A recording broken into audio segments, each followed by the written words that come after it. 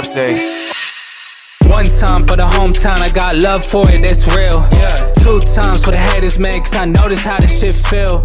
3 times for my family, dog, cause this shit I'm paid off. Welcome back, guys, to the Matt Cutrer Report. We've got another podcast for you and another special guest in studio. So this is a cool one because this is my friend, Brian Garcia, a.k.a. Danta Das. We're going to explain why he's got 2 names.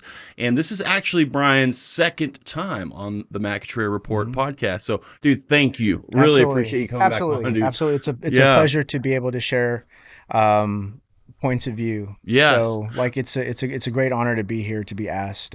So, yeah, thank you. Absolutely. Yeah, you know, I've been wanting to have you back on just because, like, your interview, your episode was one of my favorites and a lot of people's favorites as far as engagement and thought-provoking. Right. And it was just very informative. I mean, not only just engagement online, but engagement in real life. Like people would be like, man, he was so good and I love him. He's like so positive and I learned so much. And so it's pretty cool. So before we jump into this interview, we got to jump to a sponsor real quick, but we'll be right back. So hang tight. Whether you're looking to buy or sell, Holscher Ranch Group has you covered. With a dedicated team and a passion for Texas land, we're here to guide you every step of the way. Visit HolscherRanchGroup.com or call 325-899-1403 to get started. Holscher Ranch Group, making land ownership dreams come true 1 acre at a time. Hey guys. Pardon the interruption, but if you wouldn't mind hitting that subscribe button to show your support, we'd be very appreciative. Now back to the episode. All right, guys, welcome back. So let me ask you something real quick. Sure. Do you believe in hell? Like, do you think that there's a possibility that we could wind up in a fiery brimstone, burning and screaming, tortured to death forever, all eternity? Right. So to address that question, I believe that the hell is obviously an idea of suffering, right? Yeah. So that is like the ultimate suffering. It's where there is no contrast. It's all suffering. Yeah. So I think that this life that we have, we can either acknowledge it as heaven and see all things as God. Nice. And engage all things as God, even the bad things. And we can delve into that if you want to. Yeah. If we want to talk about like we should how the bad things are God as well, in my opinion. Yes. But that we create this, and just as in Christianity, and Sanat Dharma and Hinduism, so these hells come from like within. It's like, so in Christianity, it's like, if you do these things here, you don't accept, then this is what happens. Same concept goes for, and we can talk about like concepts and what truths are. Yeah. Because truths are across the board. They don't belong to Christianity or Hinduism. Yes, I like that. Or Islam. So truths are across the board. And it's how we see these moral homilies, right? So these are what they are. So these are instructions and things that we can take away. So we can either see these as teachings that we can apply to our life, and then apply those to us, transforming us. Because to transcend to be like Christ, or transcend to be to identify with Atman, which is in Hinduism your soul, or your pure consciousness, which is God, that transcendence, we need that tension. We need that tension of our finitude, and we need that tension of a transcendence. Okay. So if we just concentrate on this body, which is finite, I'm going to die, everything's pointless. Yeah. But we're also blessed with like this ability to transcend, to be philosophical, to think beyond just this. So if we give ourselves just enough tension, a lot of the times we think tension is negative, but that tension is what keeps us in balance, to transcend, but also identify with this. So they say it's said in Buddhism too, that the blessed life is the one that has just the right amount of suffering in it. Oh yeah. You know? Yeah. So, absolutely. Yeah. And and then so we can talk about like hell. So how do you identify with suffering? You know, you can completely identify with suffering. You can be like, oh my God, my stomach completely hurts. And like, this is the worst day ever. Yeah, you're going to be in hell. And it's said too that hell is being unhappy and not knowing why, because you have no solution for it and you're just miserable. Yeah. And to be in heaven is to be completely happy and knowing exactly why. Ooh, that's cool. You know, because you can always identify with that and you just keep going back to, in my opinion, God, or you can like see it in your children. I'm always happy, or so many things that I think we want to make us happy, we fail, and that's why we suffer. Love relationships. We can talk about like why those fail, like because things are always changing. Yeah. So it just so to answer your question, do I believe in hell? Yeah. Yes. And what is my idea of it? I don't believe that heaven or hell or God are personalities. I believe these are principles. Okay. Like I believe that God is a principle. I don't believe that God is a personality with a form and eyes and wants or desires, because I know this is probably like just a throw out question, but to kind of go into it,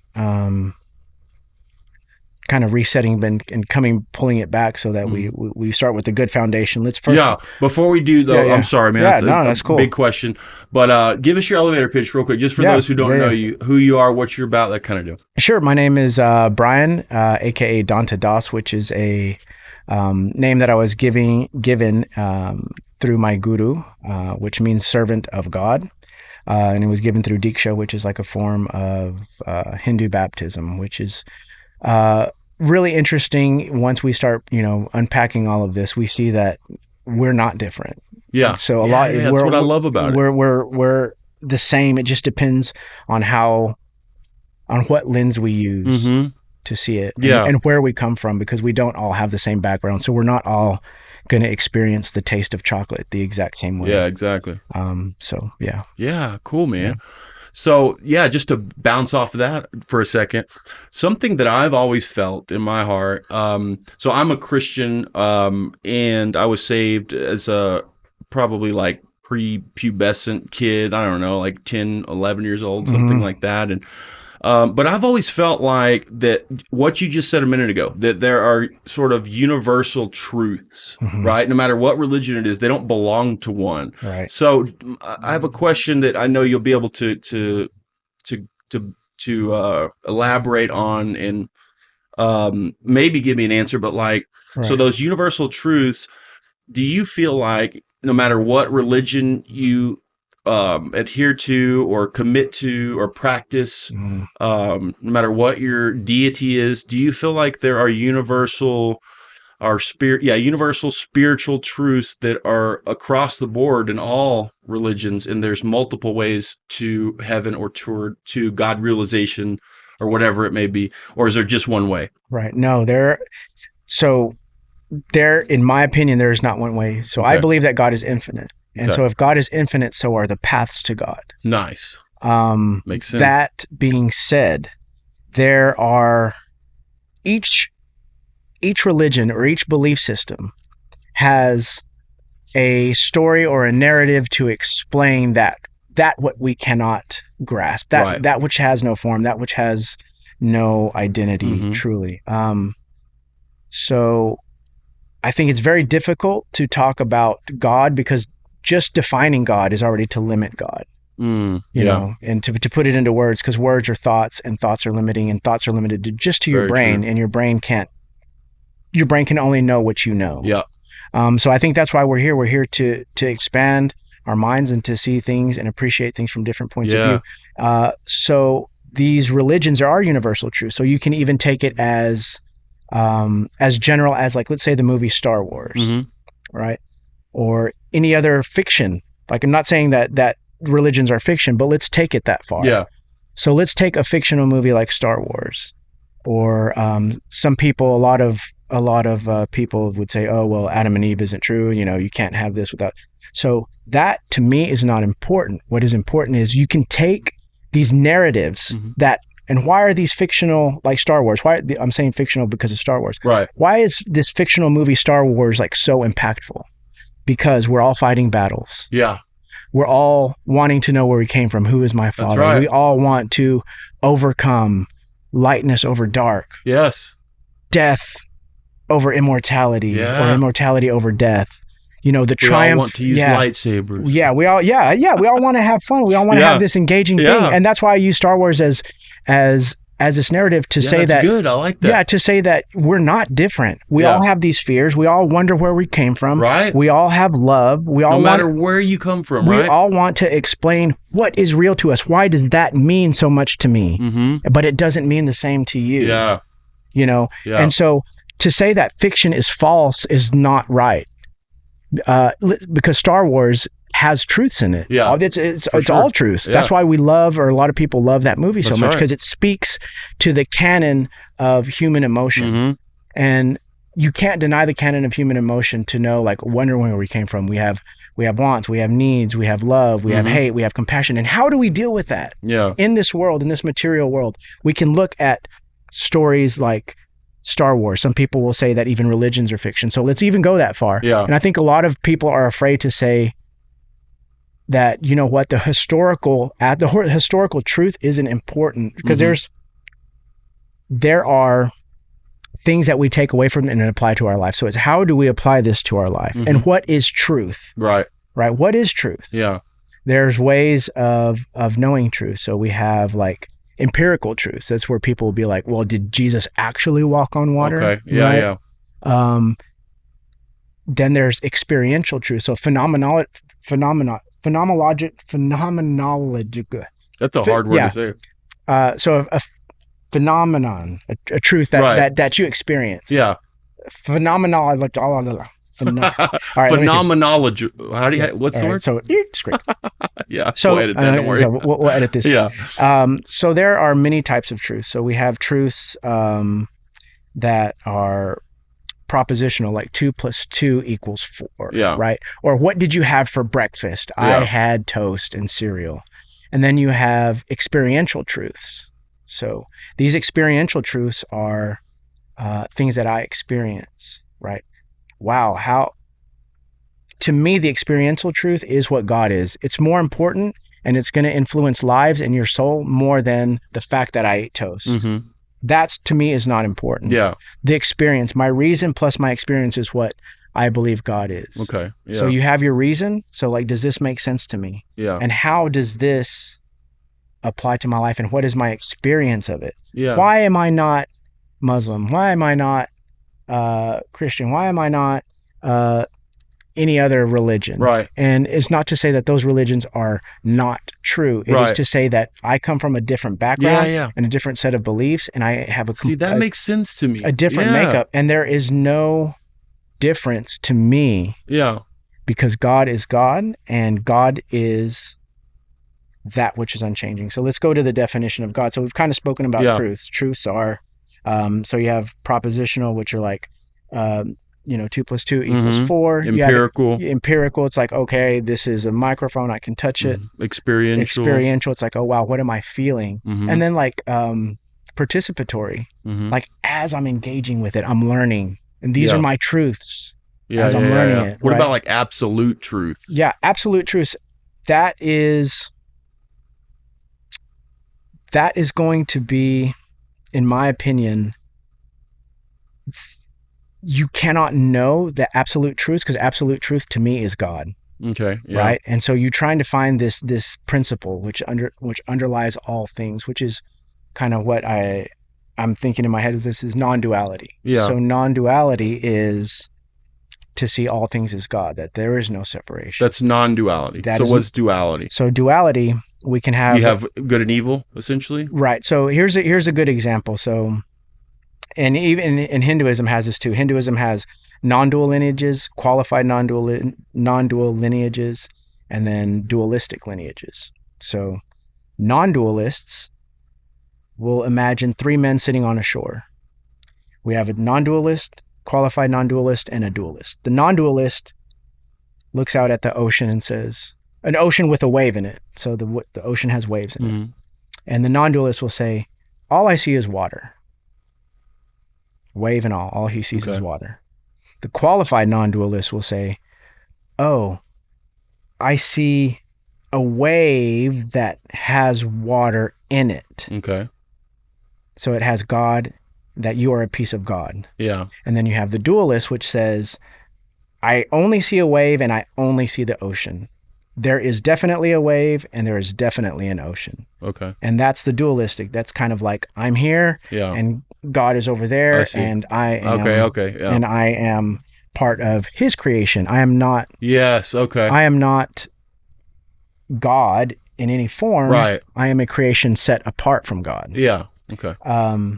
So the non-dualist sees all things as God, even like we were talking about earlier, even the bad. And so it's like, how can you say that even the bad is God? Yeah, like, that's of course something that people really struggle with, and there've been times that I've struggled with that, like something so horrible, like an atrocity, losing a child or any kind of loss like that, or torture, or childhood illness, like, and people ask the question, there's no way God could be omnipotent, omnipresent, omniscient, and be all good if he allows this to happen.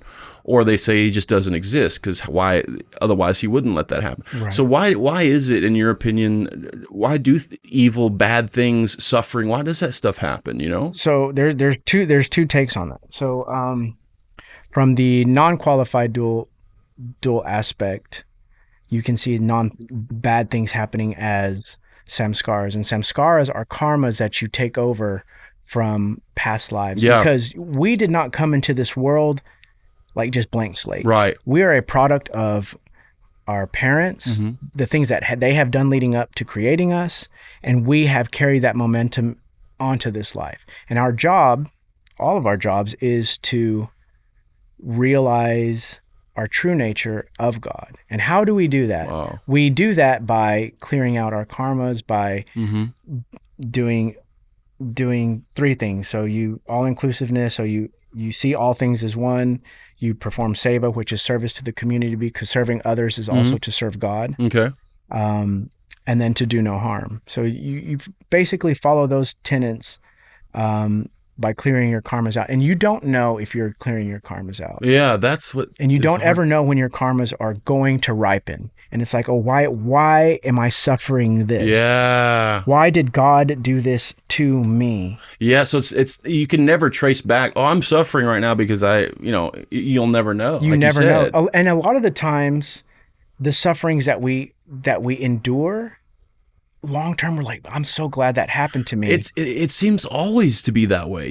Suffering is so important for the human, for humans. It's so important. Like the most profound times of my life have were after really intense periods of suffering, like really bad things happening, Absolutely. Crazy. So you take that suffering and you can either use that, because it's said that everything is a vehicle to come to God.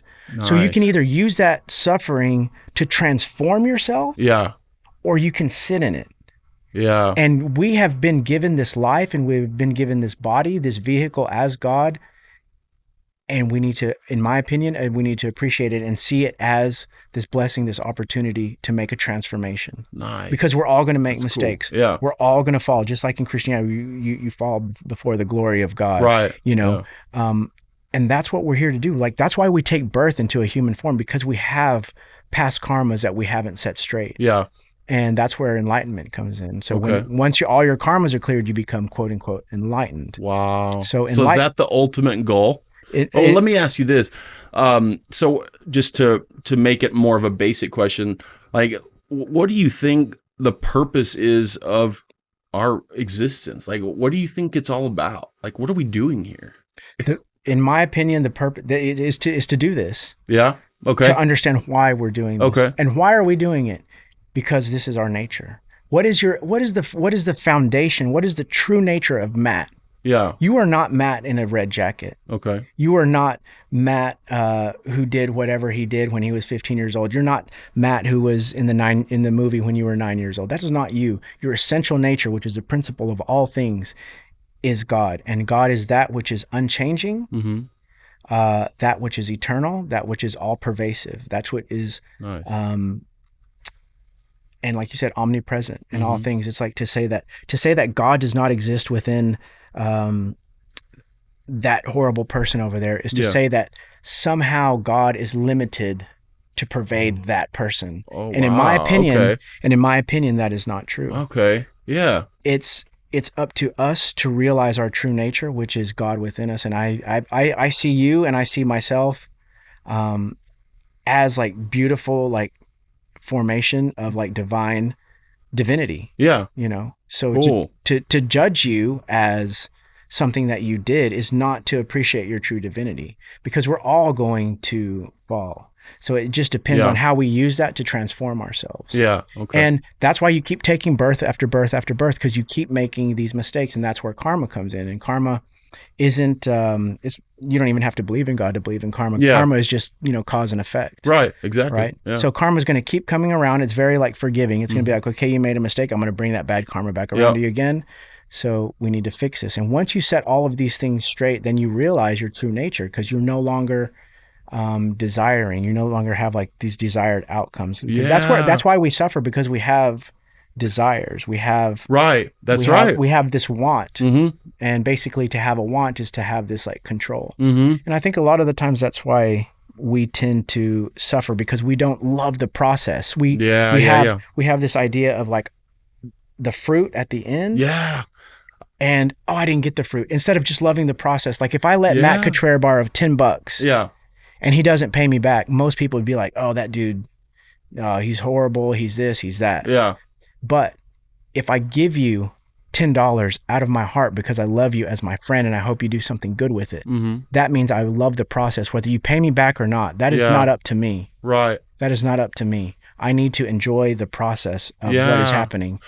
Dude, I love that. So I've read a lot of Eckhart Tolle, Power of Now, and man, I love that. I think he said this in a friend of mine who I talked about last time, who was a Buddhist monk. We had this conversation about being present and the importance of now, like you're saying essentially, which is everything that's in the future, it doesn't exist yet. And then everything that's in the past, it's already gone. We can't go back. And so you've probably heard this before. Like if you're stuck thinking about the past, that's where, what do they say? That's where depression comes from. Yeah. And then if you are stuck thinking about the future, that's where anxiety comes from. And so, but if you really break it down, like our existence is really just a string of nows. Like that's all that exists. If you really think about it, like it's always just now. Yeah. And you're right. It's like we think, we fool ourselves and we're like, if I can just get there, if I can just achieve this or have this amount of money, then I'll be happy, you know, instead of trying to find it now, or appreciating the journey. And it's simpler. It's easier said than done though, Absolutely. And that's like you said, it's very easier said than done, because like you said, oh, God is everything. We're all one until I have a stomach ache. Yeah. And then all of a sudden I'm this body. Yeah. All of a sudden just like that. Right. So that's why it's very important to be humble in your spiritual journey and understand that, like God is non-dual, but God is also dual. Okay. Like it's also real. God is also over there, but God is also here. Oh, I see. Yeah. Just like your dream is real. Like when you have a dream, it's real. Like you have the experience. That's right. It's real. Yeah. But is it as real as this? Why not? No, because we're engaging with it and we have like this body. Yeah. And you know why? Because we identify with the body. Yeah. And we identify with the mind. But God is one step deeper than that. This is the dream. Where dream is it's analogy. Yeah. So this is the dream, but God is much deeper. This is real too. Yeah. I'm not saying like, well, why don't I just go hit you on the head if you say this is a dream and I'll, hurt you. No, but this is real, just like your dream is real. But it's not as real as this reality. And God is even more real than this reality. Yeah, okay. That makes sense. Exactly. And that foundation is within you. So you don't have to look for God out there. You have to, like you said, depression, like our minds are jumping around. So what do? We meditate. Why do we meditate? To calm the mind, to stop identifying with the mind, to stop identifying with these things that are flowing in and out, to stop identifying with this person who is judging me. And understand that your true nature is the same true nature that is within them. So that's why you say namaste to people. Okay. So namaste means like I recognize the divinity that is within you that is also within me. Yeah. So that's where meditation comes in. And meditation is nothing really. There's different kinds of meditation, but essentially meditation is like to calm the mind, to not identify with this body, because what doesn't change, and this can go into non-dualism. Okay. In the non-dualist belief, it is said that your consciousness is God itself. Okay. Because your consciousness doesn't change. Right. That which changes is not God, because God never changes. Yeah. And what experience in your life never changes?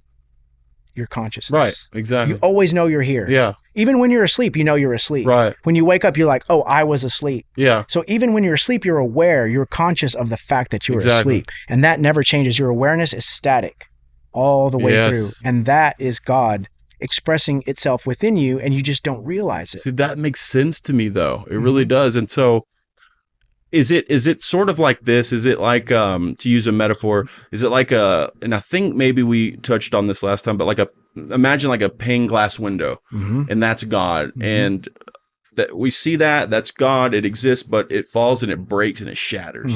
And all those pieces of glass are human consciousness here and there and across the world. And so they're all separate, but they're all part of the whole. Is it sort of that way? That's exactly what my lineage says. So I'm part of a qualified non-dualist. Okay.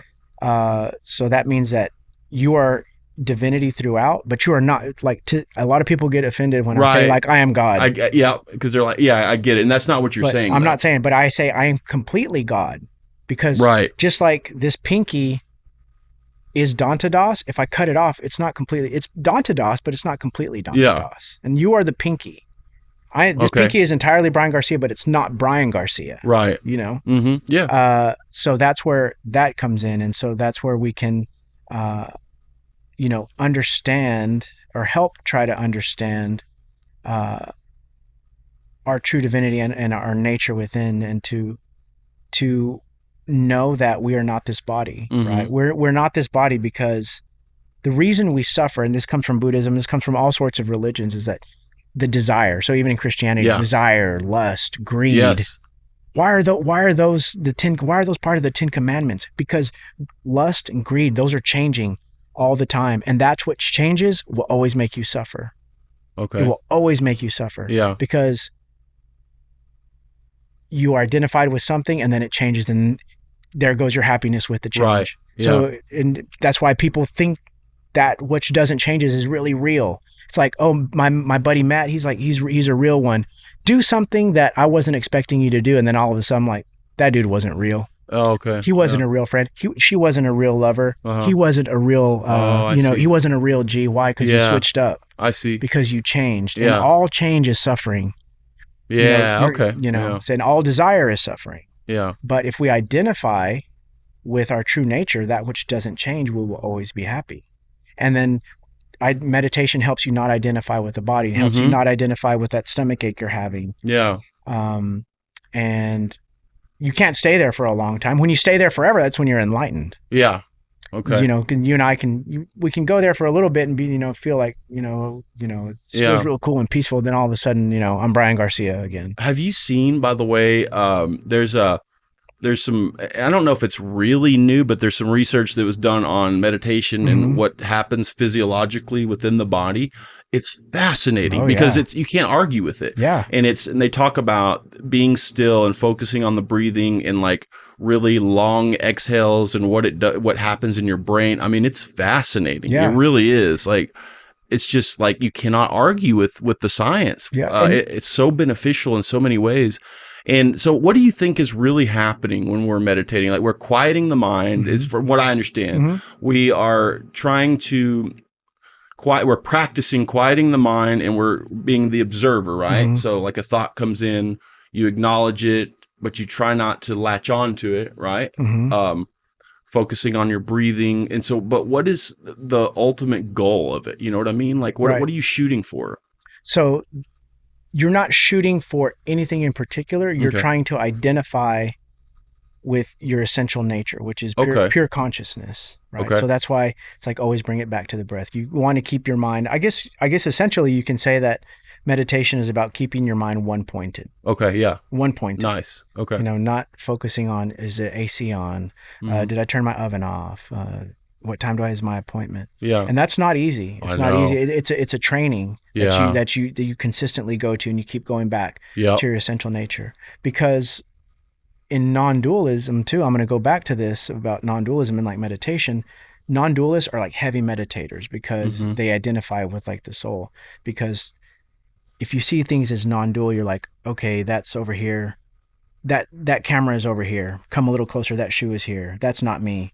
That toe, all of a sudden, that's me. Okay. This knee is me. This hand is me. We identify with this body, but we're not the body. We're like this. We're essentially the observer. Okay. And what we want to do is become one-pointed and identify with your consciousness, not with your body. Yeah. Because in all religions, it teaches you that your body will change. Right. This will dissolve. This is not you. We think it's us because our experience is that it's with us all the time. Yeah. It's like my hands are here. Here's my hand. This is my ring. Yeah. This is my watch. It's so weird. These are my thoughts. This is my religion. And all of that's like ego. Yeah. And so that's why it says like essentially like to drop the ego. Yeah. To drop the sense. attachments, To drop the attachments. It's not to become detached saying you don't care. Yeah. It means detachment or non-attachment means that you don't have the desire for an outcome. Wow. And that's what Christ was, right? So why we can take this back to Christ. Christ is the quintessential example of somebody who was enlightened and like what you want to identify with as a person. You want to identify like Christ because Christ did not identify with the body. He identified with God completely. That's why, in my opinion, they say, I hope I'm not stepping on anybody's toes, but in my opinion, that's why it's like he is a son of God. He's completely the production of God because he was not identified. He had a body, but he was not identified with desire. He had no desire. Right. He loved all people. Yeah. And that's what God is. God is all love. Right. Is all love. Jesus loved everybody, even the person who ended up turning on him, Judas. Yeah. He even loved Judas. And even when he was being crucified, he didn't identify with the body. It didn't hurt his body. And I'm not saying it didn't hurt his body. I hope I'm not offending anybody by saying this, but if you look at Jesus as an enlightened being, it didn't hurt his body because he wasn't identified with the body. He identified with God. Yeah. Just like you don't have to wake up every morning and say, hey, I'm Matt Cutrer. Or I'm Brian Garcia, or I'm Danta. Yeah. We just know who we are. That's right. And Jesus identified completely with God as the Son of God.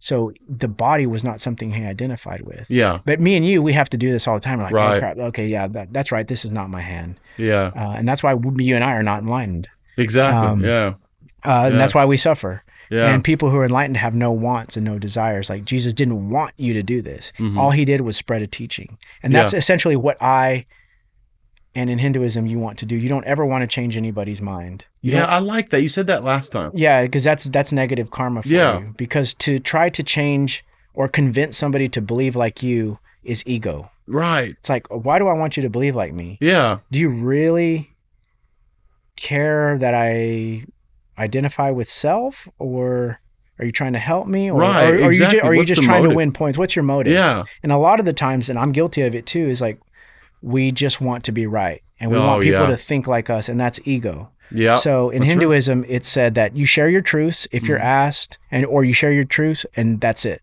If people want to hear it, then yes. If not, then you leave them alone. Yeah. And ultimately, you want a Christian to be a better Christian. Yeah. You want the Muslim to be a better Muslim. You want the atheist to be even a better atheist. So because the fact that they don't believe in God is not important, because we all have roles. And in Hinduism, we all have our dharma, which is our duty in life to carry out. Okay. And your dharma is, if you believe in Christianity, that's what your dharma is. Right. Yeah. You need to be a Christian. And I need to support you in your Christianity. Yeah. And I need to support you in your seeking of God, how you see God. Yes, exactly. Because it would be wrong for you to take me off of that path, is what you're saying. Yeah. Or try to convince you, be like, oh, no. Like, no, because God is an experience. God is not, to me, like I said again, God is not, in my opinion, a personality. Yeah. God is an experience that you have because God is within you. Yeah. And so how do I identify that? How do I feel that? How does God awaken within me? And how am I coming closer to it? Just because I see God in a different way doesn't make God not real or more real, Mm-hmm. because this is our experience. Yeah. Just like tasting chocolate is a good example. Like if I taste a piece of chocolate that I like, let's say I like dark chocolate, Mm-hmm. and I try to describe it to you, and I try to describe it to you, and I try to tell you, oh, well, dark chocolate is this, this, this, and this, and this. You're never going to know what it's like. Right. Just like somebody can come to you and be like, oh, God in Hinduism, it's this, this, this, this, this, and this. Don't you understand it? You're like, yeah, but I still don't experience it until I hand you the dark chocolate, and then you have to experience it for yourself. Yes, exactly. So I can't tell you what God is. You only know what God is. And God is whatever your experience is. Yeah. And if it's Christianity, if Christianity brings you closer to God, that is the most beautiful thing in the world. Why not? You're not hurting people. You're keeping to, Christian principles. You're living like Jesus. Mm-hmm. You're helping people. Yeah. Like all of those principles. So Hindus can worship God. I mean, Jesus. Yeah. Okay. So Hindus. I didn't know that. Yeah. Oh, cool. So Hindus can, in my lineage specifically, and non-dualists, like, you can worship Jesus, and you can have him on your altar, and you can do prayers to Jesus, because if everything is God, then everything is God. Okay. And God makes sense. God comes in all the forms. Yeah. Okay. That's why in Hinduism you have so many deities. Yeah. Because these are aspects of God.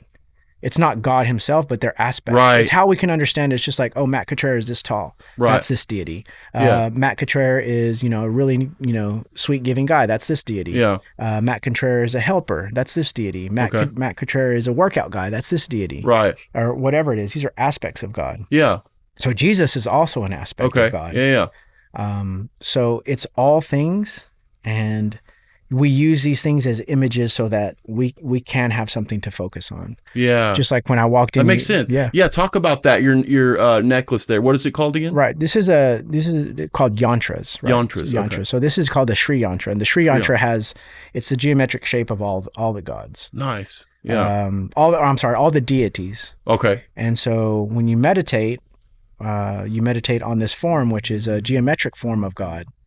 And then so you work your way from the outside of the yantra, and you work it in, and you kind of lose this sense of like body and self. Wow. Yeah. So it's in Hinduism, it's called manas. Manas means mind. You do it in your mind. And you meditate on that form, and you look at the yantra, and then or you can keep your eyes open and meditate on it, and you kind of like lose yourself.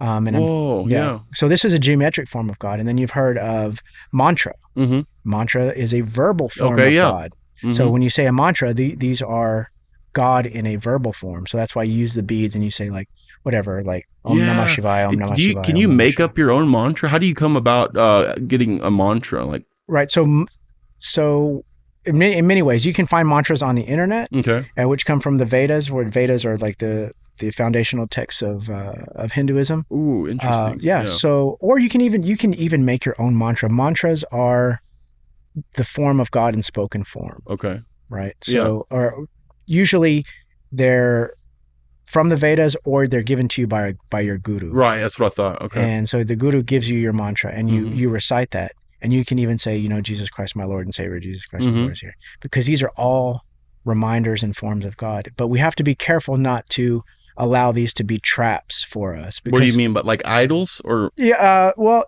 any kind of practice that you do can become a trap. Okay. And we all have to be careful. You have to, because it's really easy in spirituality. There's a fine line between being like serious and then like kooky. Okay. Because you can be spiritual and you can get kooky really quick. True. Yeah. And then it's like, whoa, this guy's painting his body just a little too much. Yeah. The arm thing was cool, but now it's like you just. It's true. Yeah. And there's a fine line of how we have to do this. So. So it brings you back to like seeing God in all things. So you want to avoid these pitfalls. Okay. You don't want to use them as crutches. Okay. You want these as vehicles to understand the reality. Yeah. This is not your reality. These armbands are not God. Right. This is not God. This is not God. The Sri Yantra is not God. Right. The marking my third eye is not God. Yeah. These are reminders to myself. And even without those, I can wipe them off, and I should still be stable. Okay. Yeah. because these are only tools, Right. reminders to myself. And eventually that's the goal, is like to erase all of these. Oh, and not, really? Yeah, and not need them. Oh, wow. Okay. Yeah. And not need them, and to identify with them. Yeah. Because these are just tools to like help remember God. But I do it because I enjoy it. Yeah. Like I enjoy the process. I think it's cool. Yeah, thank you. Like I would like to do it. Yeah. But people would be like, what are you doing? Yeah, because think it's cool. and so speaking of that, so walking in, so we explained what a yantra was. Mm-hmm. A yantra was a geometric form of God. A mantra is a verbal form of God, or a manas form of God. So these are all prayers to God. So every time you say God's name, that's a prayer out to God. Oh, wow. You know. Yeah. And then you have tantra, and a Okay. lot of the times people don't understand. They think tantra is like a sexual thing, and Right. it's not. Yeah. Tantra means that you are this divine body. So this is the form of God, and you have this tool, you have this vehicle as God. And so how is this tool interfacing with the rest of God? Right. Right. Okay. So anything that's a ritual is tantra. Anytime you're using your body is tantra. Yeah. Oh, yeah. Okay. Any applying a talak is tantra. Mhm. It's all tantra, because you're in puja. Puja is a huge tantric practice. Puja Okay. is just like it's a worship of God. Like so you do purification. Oh, nice. So yeah. you purify your space. That's Okay. tantra. You Yeah. purify your body, your sense organs. You do these. I see. You have what's called nyasas, and so you purify all parts of your body. And then you're ready for puja. You purify your space. You purify your hands, and all that's tantra. Yeah. And a lot of people think like tantric sex is like, and it is, but it's a very, very small part of it. Oh, interesting. It's Really? it's one of It's the. like a tiny It's little part of it. probably the smallest part of funny. tantra. Yeah. But Yeah. but you see where those pitfalls come in, Mhm. because you can use any religion to exploit or heighten That's right. your desire. Yeah, It's yeah, like, yeah. oh, I want to do this, so let's focus. Oh, but there it is right here. Or we use it to justify our needs and desires. Yeah. And what we ultimately should be doing, or not even should be doing, but ultimately I think what is important is to have all of these tools at our disposal Mm-hmm. and use them to make ourselves better people. Yeah. Because Okay. I do study the Bible every week with Cool. with my study group. Yeah. And Wow. I don't go into the study group as a Hindu. I go into it as Whoa. no, not at all. I don't inject any Hinduism into it. Yeah. I'm there to learn about Christ. Yeah. And Wow. and so I think that's really so cool. how does this narrative, like, how does that speak to me? Yeah. And I was asked a question. They're like, well, do you actually believe like that the Bible is true? Yeah. What did you say? And this was my answer. I was like, wow. the fact that I didn't make a complete stop at the stop sign, 2 hours ago coming to the Matt Cutrer report is not important. Yeah. The important thing is my intentions coming to do this interview. That's right. Right. Yeah. So a lot of people get lost on the fact like, Right. well, did this actually happen before That's this? right. Did That's not what it's about, Did this right? chronology happen before that? Yeah. What is important is, can I look at this teaching of Jesus Christ? Uh-huh. What did he do? What did I get out of it?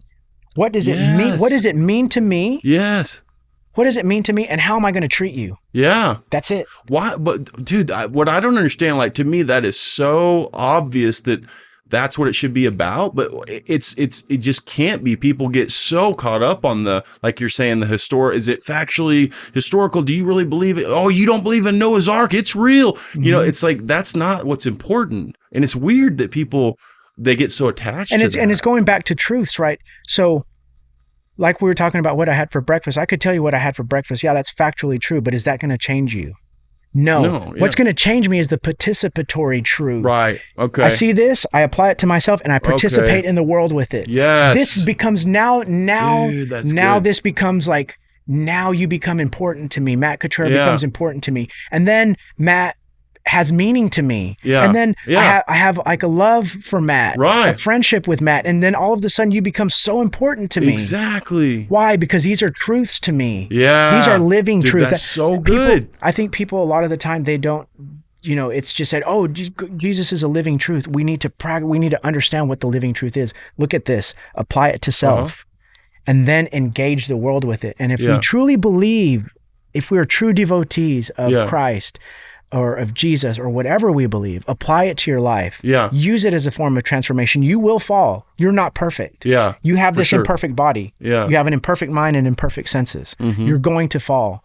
The important thing is not to be too hard on yourself or other people. That's right. And I think that's where the mental battles come from. It's like, oh, I'm right. I'm not going to take it so hard on you, dude. I'm fine. I'm trying to figure this out just as much as you are. Yeah. I could be completely wrong about what God is. Right. Mm-hmm. But I'm doing the best I can. Exactly. I'm doing the best I can. Yeah. And that doesn't make you right or me right. Yeah. But what is important is what's building this meaning in life. I'm taking this narrative, whether it's historically true or not. Right. Yeah. I'm applying it to my life. Yeah. I'm applying it to my mind. I'm applying it to my children, my family, my community. Yes. My community. That's and right. that's really big in Hinduism too, is seva. Cool. Seva is like service to the community. I love that. And you can't give service to the community if you're not all inclusive. Yeah. If I'm giving service to the community, I'm like, oh man, like, oh dude, that's a Christian guy. Right. He believes in a different model than we do. That doesn't make sense. Yeah. It doesn't make sense because you are this like divine piece of like light, and so is everybody else. So is the person who is doing things that you don't agree with. So is any politician that you don't agree with, or anybody who has done anything wrong to you. Yeah. It's all God.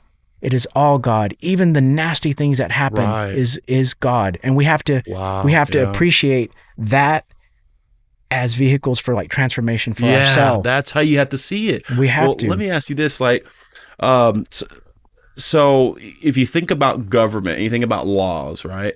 So laws are usually made, really comes down to morals, right? Like it's like a collective moral compass, I guess. And for our country, it was biblical. It was based on moral principles that are found in the Bible. And then there was a big move to take God out, separate God and state. And so it's like the question then becomes, what's the moral gauge? Like, what are we gauging it on? And what's interesting is, like, you take Hinduism, for example, it's like the oldest religion there is. It's like the oldest there is. And so what I want to know, I guess, is if you do take that out and you try to separate it, then where are we gauging this on? Like, who's the moral authority then? You know what I mean? Where are we getting this from? Like, for example, abortion.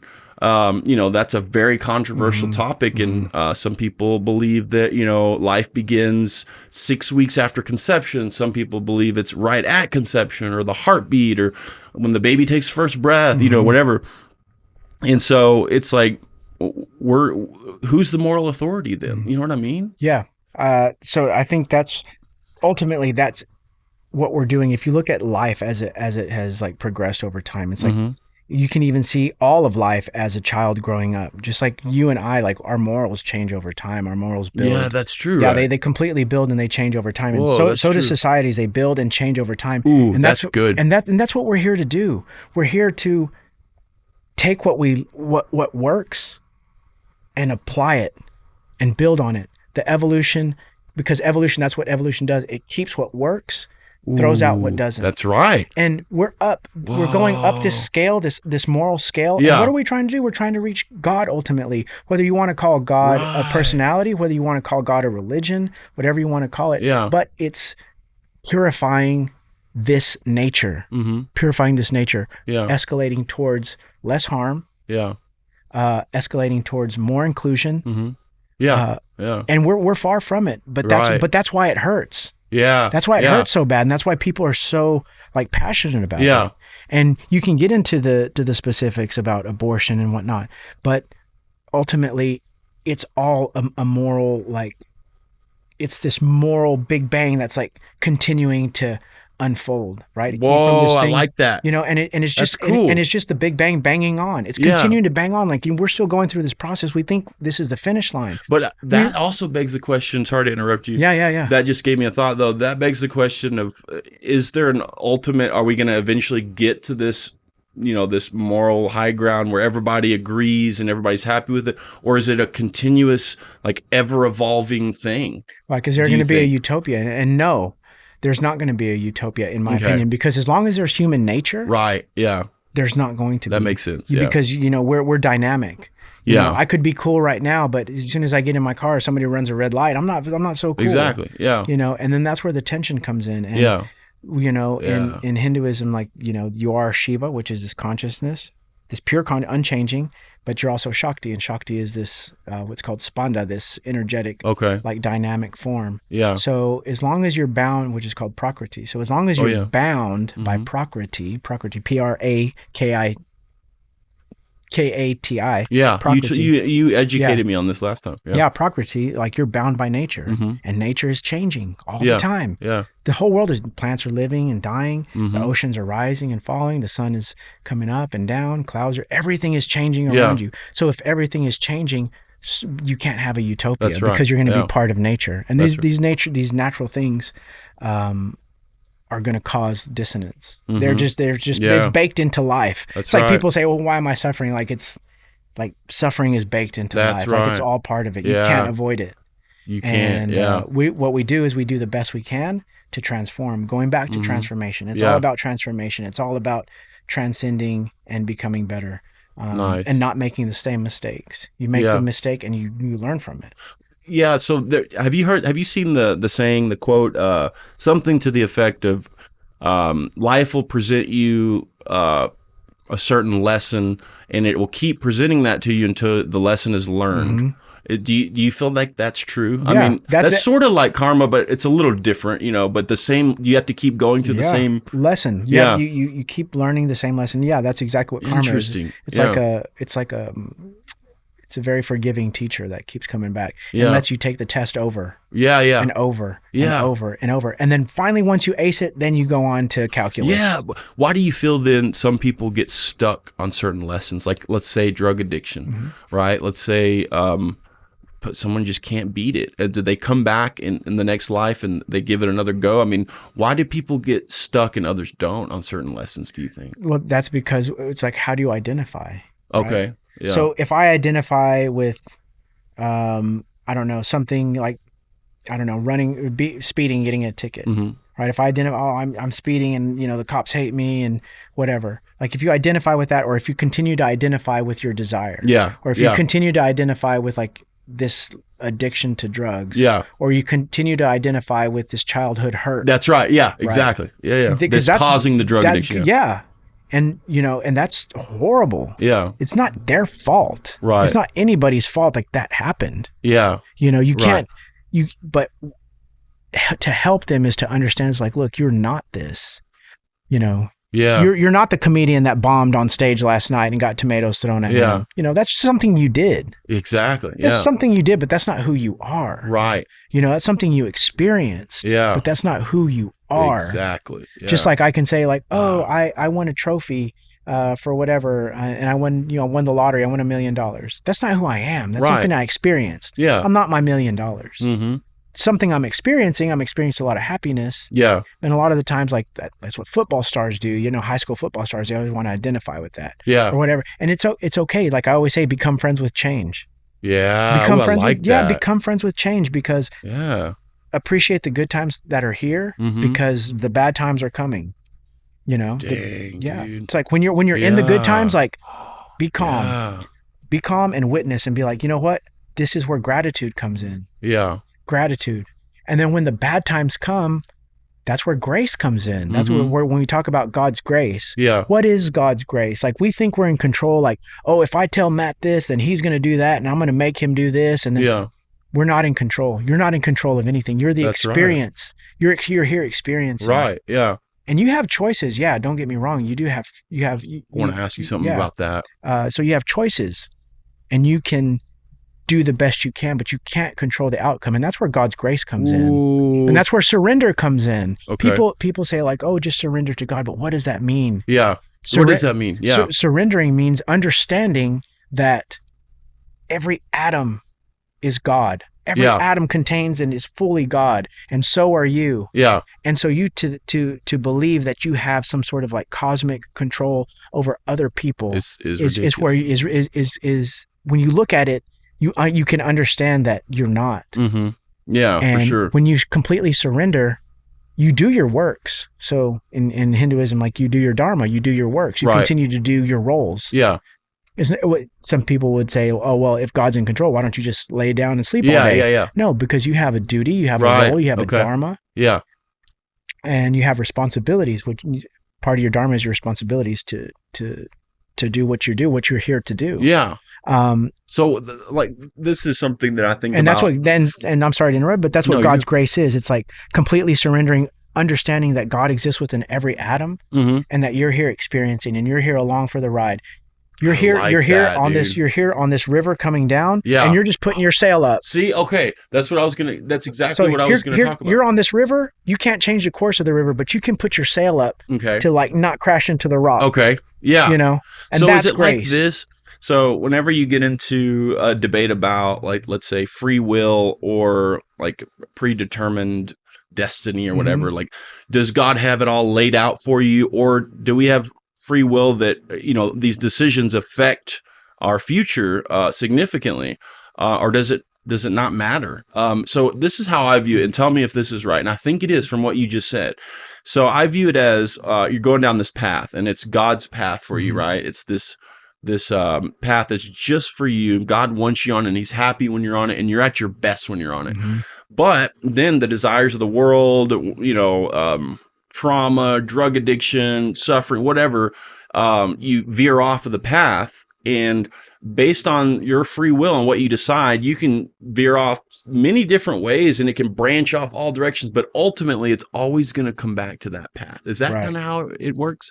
So to answer your question, it's both. Okay. It's just like to say, is God non-dual or is he dual? He's both. He's all things. He's Christianity, he's Islam, he's Hinduism, he's all things. Yeah. So is God, do you have free will or do you not have free will? You have both. Okay. Yeah. That makes sense. You have both. Well, do you have free will? No. Why don't you have free will? Well, because if you truly had free will, you could jump off the boat, swim to the shore, and just watch everything. Or you could change the direction of the river, but you can't. Yeah. Or do you have free will? Of course I have free will. Like, I can decide to get up and walk out of this interview, or I can scream right now, or I can whistle, or I can move my hand, or I can move my head back and forth. Yeah. I have these decisions. I have limited capability in my will. Yeah. So that is how I see free will. Like, do you have free will? That. You have free will. Yeah. You have this certain subset of choices that spontaneously come up. But I don't have complete free will. I totally get that. That's so it's both. Same, it's like, do you have free will? Yeah, but I don't have complete free will. Exactly. Well, do you have free will? Yes, but so you're saying you don't? No, I'm not saying that either. Right. And it's not a cop-out, but it is my way. I see that as like a very beautiful way of like how big God is. Yeah. That I can't. Exactly. I can't even articulate. Oh, yeah. I can't even begin to articulate. Yeah. And I think we need to be careful of anybody who tells us, number one, like who God is for us. And like you say, some people say, oh, you definitely have free will or what. And that's okay for them to have that experience. But it's also okay for me to have this experience. Yeah. As long as I'm not interfering and affecting you negatively. Right. Exactly. Yeah. And that goes back to ego. We start, getting into these battles. I'm right and I'm wrong. Like if I just like celebrate who you are, like, wow. Yeah. If I congratulate you on like just who you are, like you're Matt Cutrer, making it, dude. Yeah. You're making it, bro. Like you're here. Yeah. And you're doing the best you can. That's what we need to celebrate. That's right. Yeah. And that is, in my opinion, that is like the most beautiful form of God coming to. I love that, dude. It's like, because if God is all love, then God is all love. Yeah. So, dude, that's cool. Yeah. So what about this? Do you think, so it's like a 2-part question, but like the human consciousness, do you think, so obviously you must think that the human consciousness is a form of energy, and energy never, you can't get rid of it, right? It's just, it can change from one form to another, but it can't dissolve, it can't dissipate, it can't disappear. So do you think that it's ever going to be possible to put the human consciousness like in a robot or upload it to a computer or something like that? So that's really tricky. So it's like, is ChatGTP conscious? Like, does it have does it have feelings? Does it have, when does AI become sentient or like does it have guilt, or is it just taking an algorithm of what it thinks guilt is? But so we could be doing that too. Yeah, we could be doing that too, in sense of like, oh, that's the Matrix. Yeah, it's like, exactly. I love simulation theory. It's like, it's because it's like, and it's like, well, why can't we ever truly know God? It's like, because you are God. It's just like, you can't touch the tip of your own finger with the tip of your own finger. right? Yeah. It's like I want to bring God close. But once I have God completely within me, then I realize I'm this, and then you just fall into this ultimate. That's where enlightenment comes in. Okay. And you Yeah. completely identify. It's where you bring God so close, and then it's so close that it's within you, and you identify with it as complete. And It's so hard for me to wrap my mind around. Yeah, I get what you're saying there. Yeah. But so do you think the consciousness is something that exists within us, like that can be plucked out and uploaded? Where does it go? Right. You know, like, So- I mean, So this is going to be really interesting. I've always found this interesting. I still to this day find it interesting. So in non-dualism, everything is consciousness. That You told me popcorn, that. popcorn is consciousness. That camera, Really? that twig. That's hard air for people to particles. believe. And you so know? you'd say, so how is that consciousness? And from the non-dual aspect, it is believed that this witness, your consciousness, your awareness is God. So what is bringing this world into existence? What is bringing Matt Cutrer into My existence? consciousness. Yeah, my awareness. How I perceive. My awareness. Exactly. How do I get rid of you? I fall asleep or I forget about you. So I bring you into existence, I maintain you, and then I dissolve you. So that is what is meant by that rock is consciousness. It's not like like this. It's not like this Jello that exists within stuff. Okay. It's not like a jelly that exists within stuff. Say that again. I bring you into existence. Say it again. Yeah. So in non-dualism, Yeah. it's believed that everything is consciousness, even the rock, the twig. But why? Because your awareness brings things into existence. Mm-hmm. Yeah. If I'm not thinking about the moon doesn't exist right now. Yeah. Einstein said that. Yeah. So it's like, so I bring Matt Cutrer into existence. Yeah. So I'm the creator. Uh-huh. I'm here talking to you. I'm the maintainer. When I leave, I'm also the dissolutioner of you. Weird. Yeah. So it's like, how is that? How can you say like that rock is consciousness? Because I am creating it right now. Yeah, I see. I am the experience. Yeah. My experience never changes. Even when I'm asleep, I'm aware of the fact that I'm asleep. Right. Yeah. And I'm always aware. And that awareness never changes. Yeah. Even if I'm sleepy, I'm still aware. Exactly. That awareness never changes. Even when I'm excited, I'm always aware. Yeah. So that awareness is that constant. And that's what God is. God is that constant. So in non-dualism, it is believed that this awareness is God and that you are bringing, maintaining, and dissolutioning or dissolving everything. Mm-hmm. Okay. Yeah. And so you are this witness. And so how do you understand God? It's like, oh, I go within and I need to identify with that instead of identifying with this body. And not identify with the rock, but it's all consciousness. Yeah. Even the things that you don't know, that you don't know these things. And even that's your conscious. You're bringing all of that into existence. Yeah. Mm-hmm. So that's where, that's why non-dualists don't really believe in karma as much. Oh, I didn't know that. Yeah, so it wouldn't make sense if you're a non-dualist to believe in karma, because if you believe in karma, then you believe in this like material world and like this affects this and this affects that, this affects that. But if you're a non-dualist, this is all awareness. This is all just, I'm witnessing the projection on the movie screen. I'm the movie screen. Yeah. And everything's happening on this movie screen. Yeah. The slides are going by and I'm just witnessing. I'm the witness. Yeah. I'm the witness. But the screen is always there. Yeah. So that's non-dualism. Yeah. They still believe in karma, so you can still believe in karma because you have to live this life. Right, You exactly. have You have this to play body, the so game. you have to play the game of life, and so they do believe in karma, but not essentially. So Hinduism is very broad. It's very broad. So we kind of touched on like non-dualism. Non-dualism being like everything is God. And why is everything God? Because of consciousness and like you're bringing everything into existence. And then you have qualified non-dualism, which believes that everything is God, which, this table, everything, it's a piece of God. Yeah. Yeah. It's like you said about the glass shattering. Exactly. And each of those shrapnels is a piece of the glass. Yeah. And that's what qualified non-dualism Right. is. And then dualism believes that we are here and God, like Krishna, for example, Hare Krishnas believe that Krishna lives in a loka, and once you pass away, that you will spend your rest of eternity with Krishna and worshiping Krishna. You're still going to be you, and then you're going to be worshiping Krishna. Okay. Yeah. So no Hindu really kind of believes the same. Yeah. Dude, interesting. Well, what about this, dude? So, what if you died, and the next thing you knew, right after you died, is you woke up, and there were a couple other people around you, and there were these booths, and you had these wires attached to you, and it was just a simulation, and it was like the guy's like, "You want to put another quarter in?" give it another run, another 80-year human life experience. Would that shock you? I mean, what do you think you would?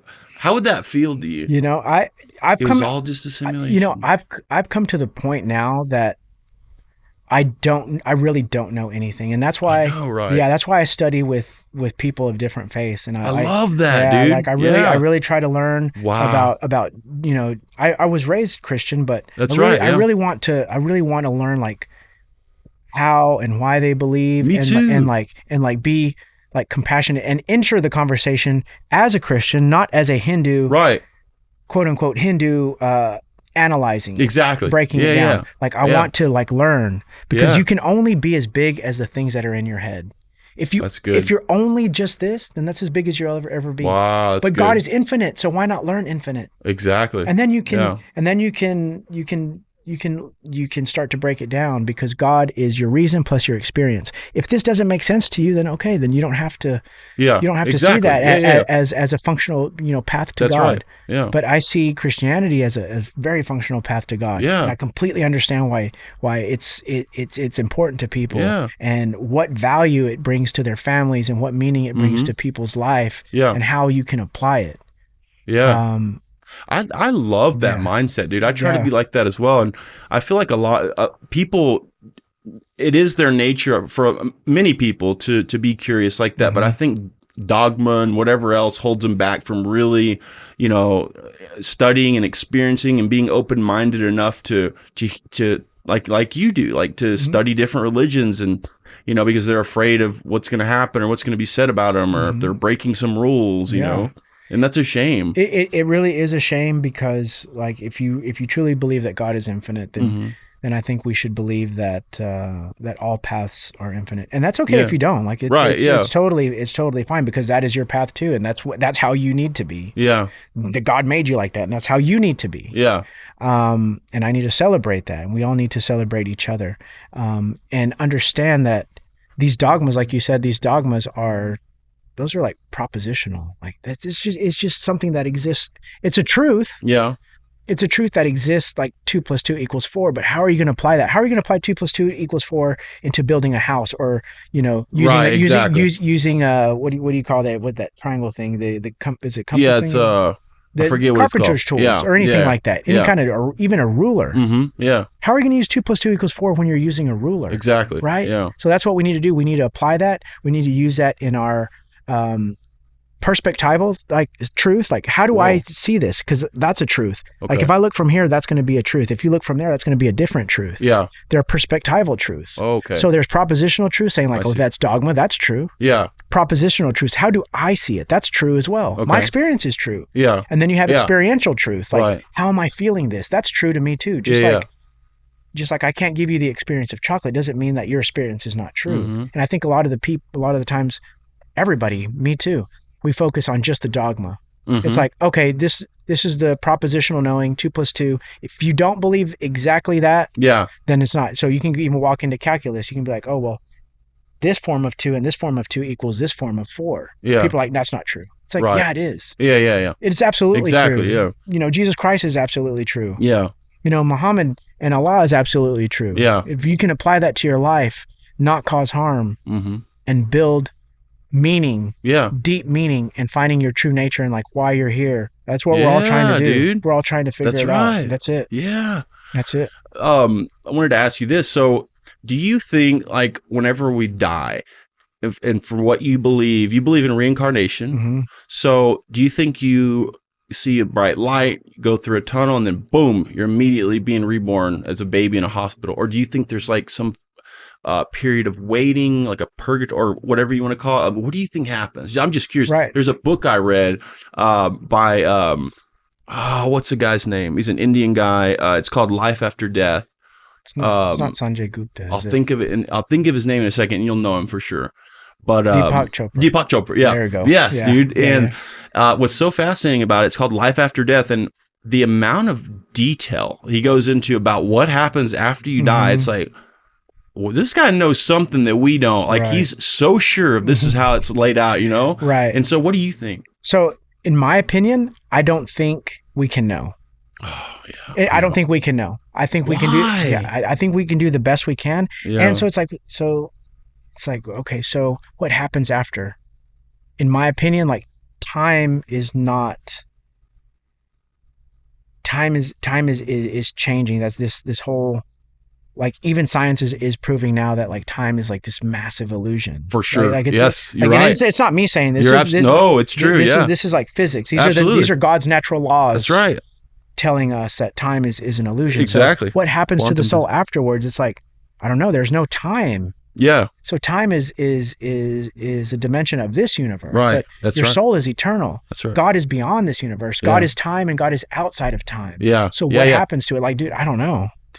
I can't even think. I know. I can't even think in the dimension of no time. Yeah. That goes in line with this is, why don't your loved ones, visit you? Or are they looking down on you? Are they worried about you? Or do they miss you while they're in heaven or wherever they are? Right. And somebody said that time is so different, is that they're barely there. They're experiencing their first day, so to speak. When we're living the rest of our lives, they don't have time. It doesn't exist. Like, they don't have time to miss you. And I'm saying time because there's no other construct really to use right here. Everything we do is in time. Even we think in time. I know. Yeah. And, and you can even see time as like, we can go into like physics, like the faster you go, the slower time is for you. So if I travel at the speed of light, go across the universe and come back, baby. Yeah. 3 minutes will have passed for me, but Earth wouldn't be here anymore. Exactly. It's like, whoa, mind blown. Just that so alone. Crazy, dude. Yeah. And we want to know, like, we want to put God in a box and say, this is him. It's like, to me, that's not being fair. Exactly. It's not being fair to you for me to tell you that this is God and that's it. Yeah. And it wouldn't be fair to myself. I would be doing injustice to myself to being like, oh, this is God, and this is absolutely what happens. This is what happens after this. This is what happens to your soul. Yeah. The soul is real. Like, I don't know. Yeah. So, I don't know. Is the soul real? Like, how do you prove that? I know. Like, well, do you fear death at all? Like, you personally? I don't fear death. I fear the people who will miss me. Really? Yeah. I fear not being there for the people who will miss me. I get that. Like, for sure. Like my children. But ultimately, actually having to go through the process, but also the unknown, like the chance that it's oblivion. There's nothing. And I think that's terrifying. I'm glad you touched on that. So it's like, John Vervaeke's. I love listening to him. Who's that? John Vervaeke.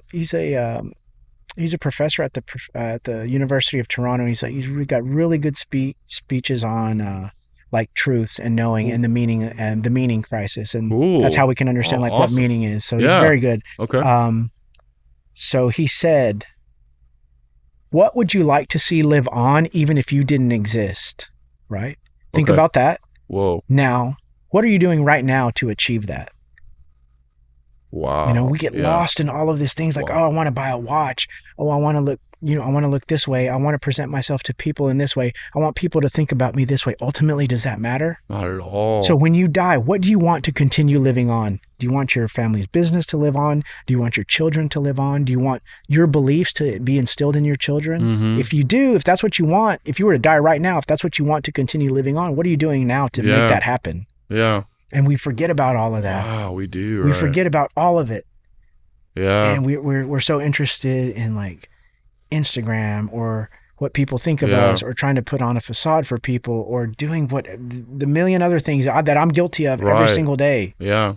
Putting my hat on, doing this. It's like, dude, is that any of that important? Did I kiss my kids goodbye? Did I tell them that I absolutely love them no matter what, and that dad is always going to be there for them? Did I tell them that? Yeah. Because that's what's important to me. Exactly. That's what I want to live on if I die today. Yeah. Like, I want my kids to like know that I totally understand that. But on the other side of the coin, I don't know if you ever think about this, but let me just ask you this. Yeah. What tell me 3 things about your great-great-grandfather. I knew that even just your great-grandfather. Yeah, so my great-grandfather, he was a missionary. He was from Mexico.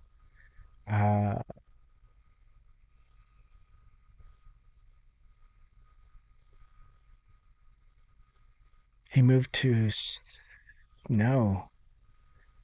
Ballinger. So, really? Yeah. And I don't. That's better than most. Yeah. But that makes me kind of sad, dude. Like, I think about it's a couple of generations removed. That's it. No Not one even even 100 remembers years. anything. Not even 100 years. My Dude. my great grandfather was still alive. I'm 43. He was alive 40 years ago. And Yeah. in 40 years we forget all of that. I And know. we get lost in Wow. all this change. And like you said, like fundamentally we need to take care of each other. And Mhm. whether if you want to see it as taking care of God, you can, Yeah. or if you want to see it as taking care of, I don't know, however, like just if you're you're just this cosmic child of Right. light, or however you want to see Yeah. it, like, dude, Yeah. whatever, Yeah. like whatever. But essentially it's like, how are we going to give meaning to this life? Exactly. And how are we Yeah. going to change people for the better? Yeah, dude. Ultimately. That's right. And we have to leave people better than we found them. Yes. Ultimately. Yeah. I mean, we can do all the judging we want, and we can Wow. do all the finger pointing we want, but ultimately it's all about fixing this human condition Uh-huh. and helping others in the process. Dude, that's good. And understanding and not being too hard on people. How do you do that? Leave people better than you found them? What are a couple ways that you do that? Right. So I start by not judging. That's true. I start. You're very good at that. Like very. How do you not judge somebody? You accept somebody on what they give you. Right? That's beautiful. That's it. Yeah. That's it. Well said. I don't care what your past is. I don't care Dude, yeah. what you've done. Yeah, Like, dude. how- you can feel that from you, man. That's cool. Yeah, dude. And that's what it is. And if you truly Wow. believe that God is all things, then that's so easy for me to do. Well, yeah. It's so easy for me to do because I don't see you as Matt Cutrer. I see you as Matt Cutrer who feels, Matt Cutrer who has hopes, Matt Cutrer who is a complete embodiment of God, just like me. Yeah, exactly. And who has things that he has to deal with, and happiness and sadness and sometimes insecurities, a lot of the times happiness. Yeah. But you're not any of those things. You're divinity throughout. Right. And I need to treat you as such. Yeah. Because it's That's not good. up to me to judge you or produce like these karmas or what I think you deserve. Yeah.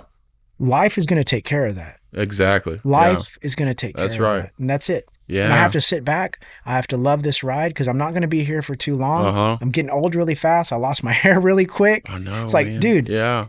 try It's losing your crazy. hair. That'll make you not. Try I know, losing, it's try happening, losing, dude. It's Try losing happening. your hair young. That'll make When you did not. you lose it? Shoot.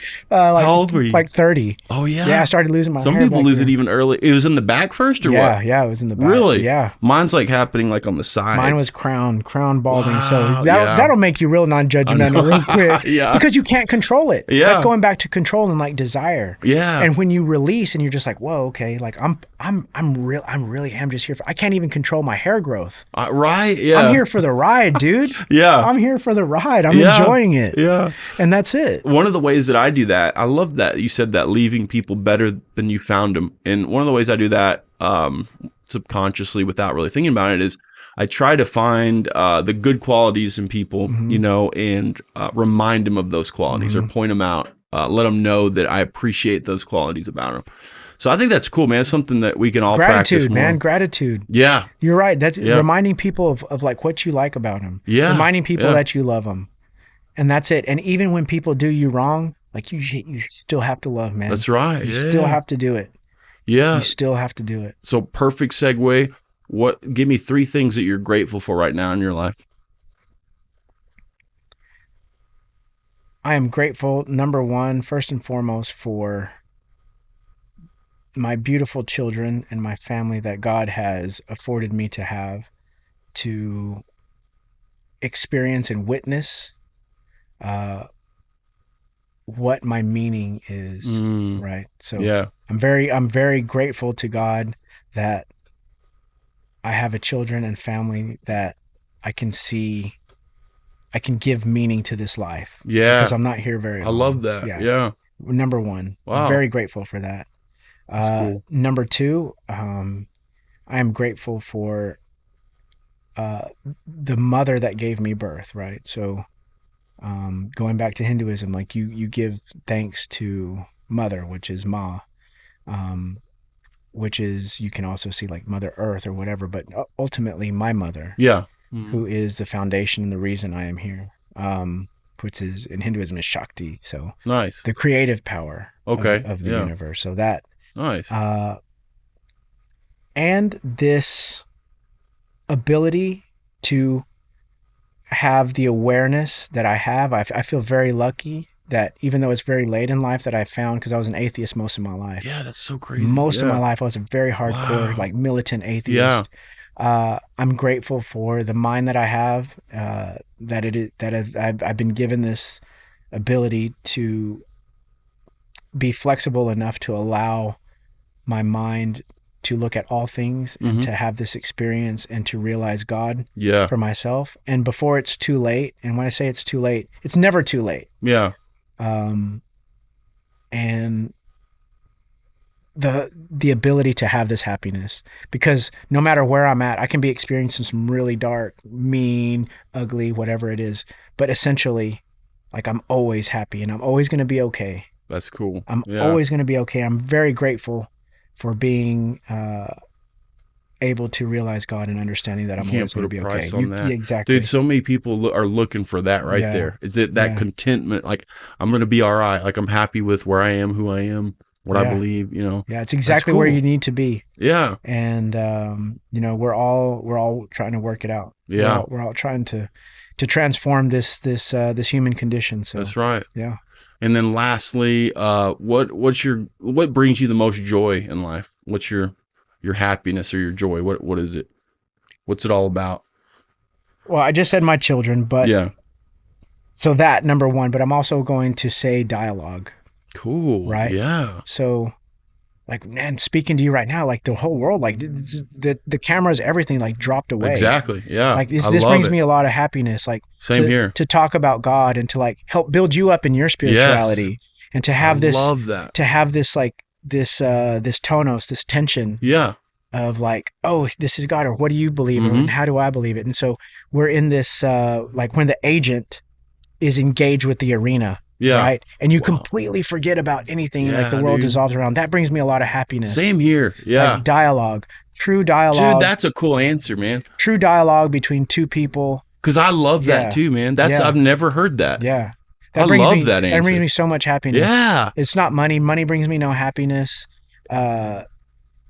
Going places used to bring me happiness. It doesn't bring me happiness anymore. What brings me happiness now is, like, dialogue, understanding, meaning, helping build you up, and, like, helping, like, when you leave, like, I hope you become, like, a better Christian, or whatever Matt Cutrer wants to be. Yeah.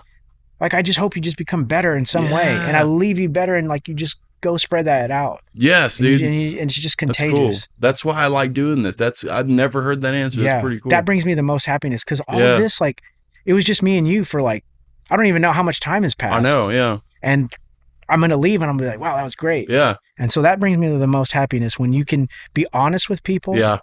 Say, I don't know. Mm-hmm. Say, I'm not sure. Exactly. Say, this is what I believe, and then respect what they believe, because I will learn something from you. That's right. Or even if I don't learn a fact from you, what you open up in me, I will learn about myself that I didn't know, that I didn't realize. So we're all, so everything is, like I said, is a vehicle for transformation. It's just how you see it. You can either see it as, like, suffering and I didn't deserve that, or as I needed to have that suffering to become even better. That's right. And, you know, dude, this is what it's about, man. Dude. It's what it's about. Oh, this was amazing, man. Thank you for this. For sure. Thank you for having me. Yeah. I've all right, guys. This was Brian Garcia, a.k.a. Danta Das. This was one of my favorites. Thank you. Thank you for joining us, guys. As always, remember, if you want to sponsor the Matt Cutrer Report podcast, please reach out to us. We are accepting local sponsors. Have a good one, guys. We'll see you next time. Take care. That was so good, man. Shit, I'm paid up bills. And I get 4 times my net worth from a year ago with no deals. Did it all.